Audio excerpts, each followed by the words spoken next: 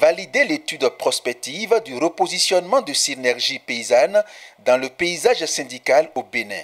Voilà la mission que se sont assignés les élus et techniciens de Synergie paysanne, accompagnés par des responsables d'organisations paysannes agricoles, fêtières et filières telles que la FUPRO Bénin, l'URCPA-BA, la FENOMA, l'ANAF Bénin, l'UNAP Bénin, l'APCRM, la FNPS Bénin, l'UNPS Bénin, de responsables de la CSTB et d'autres personnes ressources du monde syndical et paysan. Pour cette cause, ces différents acteurs se sont réunis pour un atelier qui s'est tenu ce mardi 29 décembre 2020 à l'hôtel La Canadienne de Boycon. C'est un atelier qui se veut participatif et constructif.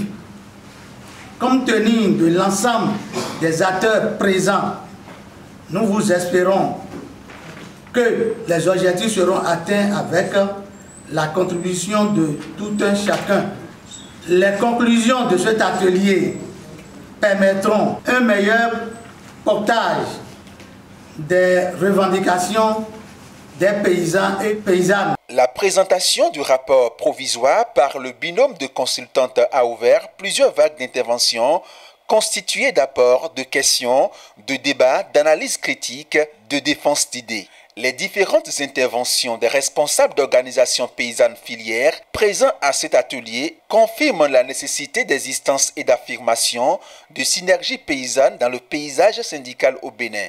Les participants à l'unanimité sont tombés d'accord sur la nécessité urgente d'activer le processus de départementalisation au sein de synergie paysanne afin de redynamiser le mouvement syndical à la base.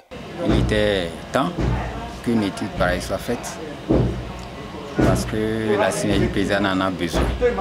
Au terme de cette étude, les pistes qui seront lancées pour la mise en œuvre de ce repositionnement, que ces pistes-là soient bien monnayées, bien documentées, bien exécutées, afin que l'objectif qui est visé soit atteint. C'est vrai que pour la filière soja, c'est vraiment une opportunité parce qu'il y a des questions brûlantes qui dépassent les missions même de cette fêtière nationale des producteurs.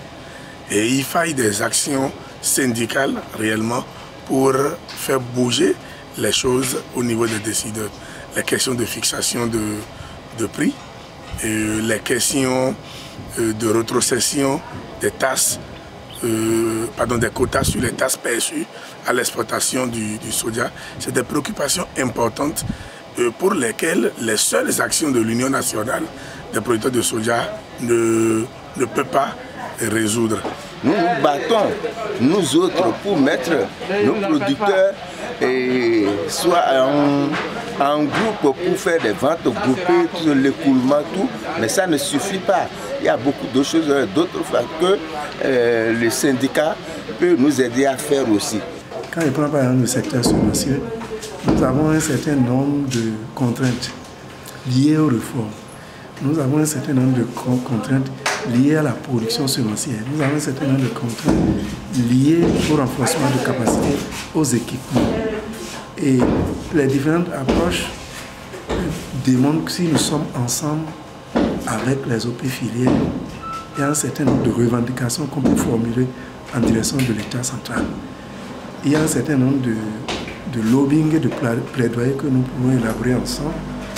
Et il n'y a pas meilleur cadre que la synergie paysanne. À l'issue des travaux, beaucoup de recommandations ont été faites à l'équipe de consultantes du cabinet LARES ayant réalisé le rapport provisoire de l'étude prospective de repositionnement de synergie paysanne dans le paysage syndical au Bénin, dans le but de l'amélioration de la qualité du travail abattu et du document produit. Finalement, le dit rapport a été accepté par l'ensemble des participants sous réserve de la prise en compte des observations et recommandations faites. Mais le point fort aussi de cet atelier, c'est que tout le monde est resté unanime sur la structuration du syndicat à la base d'abord. Quel que soit le scénario qu'on aura choisi, c'est de travailler à la départementalisation ou à la régionalisation ou à la polarisation. En un mot, c'est la structuration de Synergie paysanne, la restructuration à la base, de renforcer la base, la communication à la base, de rendre la base un peu autonome et que le secrétariat permanent soit en quelque sorte un laboratoire, force de proposition sur les difficultés en termes de législation par rapport à tout ce qui est ressources, à tout ce qui est conditions cadres pour exercer le métier d'agriculteur. Les orientations sont allées dans ce sens-là et on a pris bonne note. Au regard de l'importance capitale des orientations qui découlent des recommandations, un comité de 5 membres composé de personnes ressources et experts a été mis sur pied séance tenante pour accompagner l'équipe de consultantes dans la finalisation du dit rapport pour la grande satisfaction de tous.